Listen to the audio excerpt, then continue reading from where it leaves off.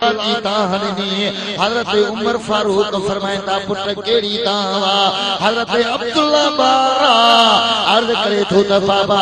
مدینے جے گلیون جے اندر بار ساراند پہ جم حضرت امام حسین علی مقام سا گڈ مدینے جے گلیون میں راند پیو کھیدا راند کھیڈندے کھیڈندے حضرت امام حسین مکھے کار دنیا حضرت امام حسین مکھے گھٹ ود گالاयो आ मुंहिंजा दोस्त हज़रत उमर फारूक फरमाए थो त पुट हज़रत इमाम हुसैन वो शहज़ादो आ जे अल्लाह जे महबूब नबी जी ज़बान चूसी आ कॾहिं बि हज़रत हुसैन जी ज़बान मथा घट वध जा लफ़्ज़ नथा निकिरी सघनि भला ॿुधा त सही तोखे मुंहिंजे हुसैन कहिड़ी कार ॾिनी कहिड़ो घट वध ॻाल्हायो मुंहिंजा दोस्त हज़रत अब्दुल्लाह लिखण लॻो ओ बाबा मदीने जे गली में रात खेरंदे खेरंदे हज़रत इमाम हुसैन मुखे चयो ओ अब्दुल्ला तुझो बाबो उमर मुझे नाने मुस्तफा जे दर जो गुलाम चओ न सुभान अल्लाह अकबर कबीरा वो मिठड़ो मदीनो आ वो मिठड़ो मदीनो लख शम्स कमर कुर्बान करा तेरे शहर मदीने आली तू सब पीर पैगंबर सदक करा तेरी वखरी शान निराली तू सब ताज नवाबी घोल सता सोना तेरी कमली काली तू मैं वारिस जन्नत वार देवा तेरे रोजे पाक दी जाली तू अल्लाह अकबर कबीरा मुजाहिदी तो हज़रत उमर फारूक फरमाइंदा ओ पुट अब्दुल्ला मां तुझो फैसलो त कंदुसि पर ये अखर जेके इमाम हुसैन तोखे ॻाल्हाइनि उनखे पन्ने ते वञी लिखाए अच मुंहिंजा दोस्तो हज़रत अब्दुल्ला सोचो जेकॾहिं मां पन्ने ते ये लफ़्ज़ लिखाईंदुसि मुंहिंजो दलील मज़बूत थींदो अॼु हुसैन खे बाबो उमर सज़ा ॾींदो मुंहिंजा दोस्तो अब्दुल्ला पेन भी खई पन्नो भी खयो आ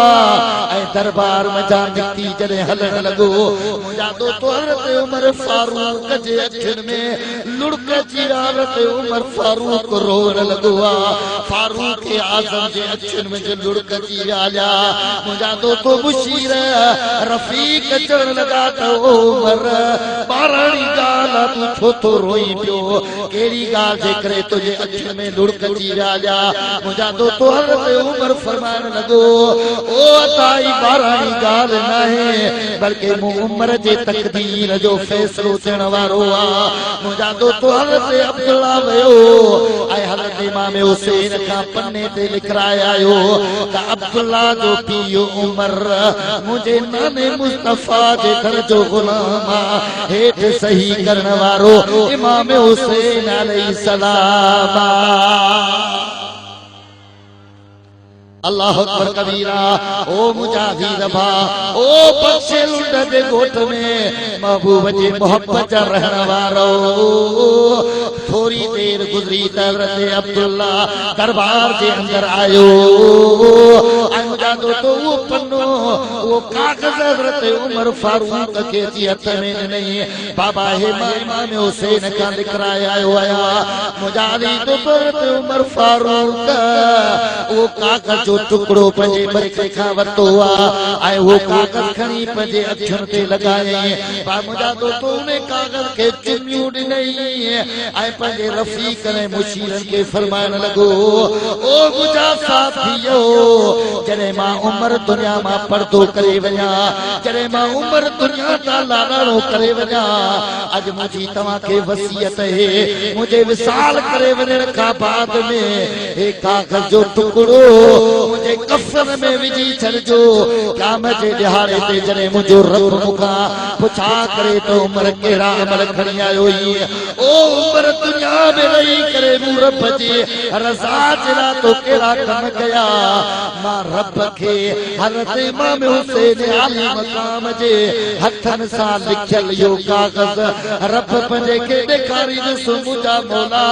ॿिया त मूं वटि अमल कोन थई ॿियूं त मूं वटि नेकियूं कोन थई बल्कि इमाम हुसैन जे हथन अखर मुस्तफा की गुलामी जी सनद तो रब जी दरबार में आ दिया मोहम्मद की गुलामी है सनद आजाद होने की खुदा की तमन्ने तौहीद में आबाद होने की